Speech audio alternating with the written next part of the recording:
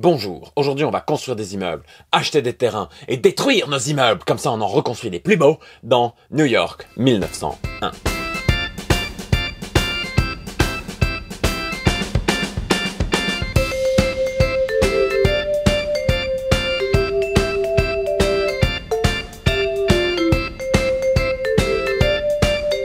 Remontons le temps à cette époque bénie où New York c'était petit, c'était un vilain îlot avec quelques vieilles pick-up dessus. Mais bon, c'était pas mal pour parquer des bateaux. Alors heureusement on est là, on va améliorer le paysage sur les rives du fleuve Hudson. Avec notre petite compagnie immobilière, on va acheter des terrains pour participer à la grandeur du site. Et oui, et pas du tout pour le profit. Non, non, non, non, non, non, non, non, non, non, non, non, non. Pas question ici d'argent, on est bien trop riche pour ça. On va se contenter du prestige que nos constructions nous rapportent. Ouais, c'est cool le prestige, j'ai faim. Le tour d'un joueur peut se passer de deux manières possibles. D'abord, il y a la première, avant la deuxième en fait, où on peut acheter et ou construire. On achète donc des terrains, comme je l'ai dit. Bon, pas avec de l'argent, on choisit juste dans un marché. Celui-là, il est bien. Voilà, il y a des petites cartes qui représentent des terrains d'une certaine couleur qui sont visibles sur le plateau.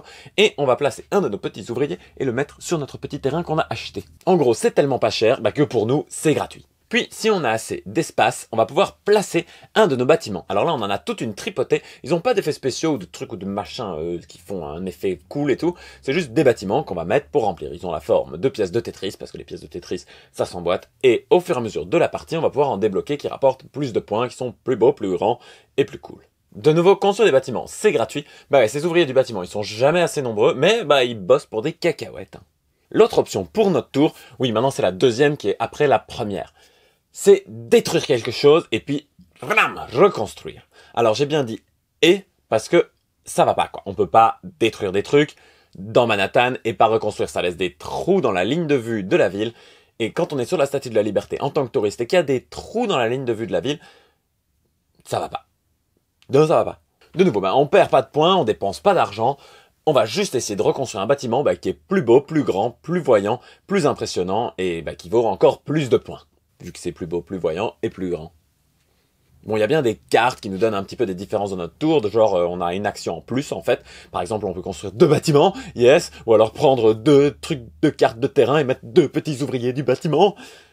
Mais bon, bref, en gros, toute la partie, on fait un peu la même chose, on prend un peu des bâtiments, des petits terrains et on met nos trucs.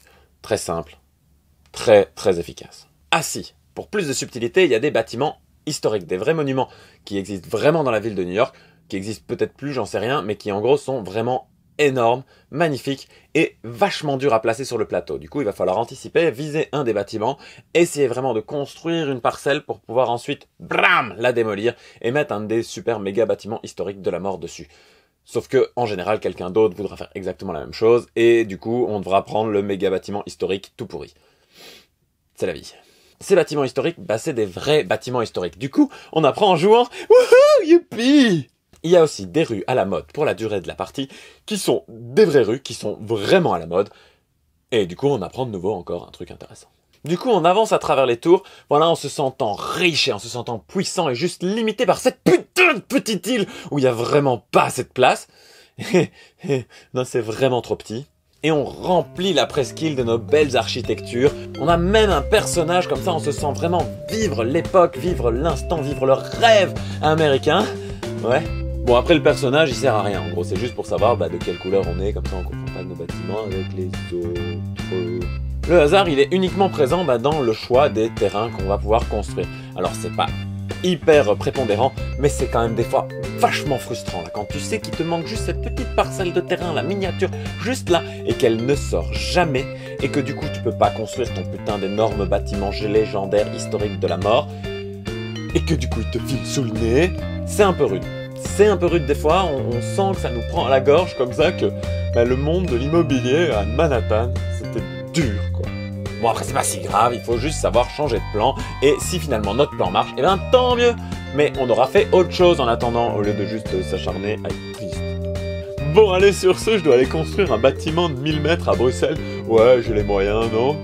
Non? Bah non.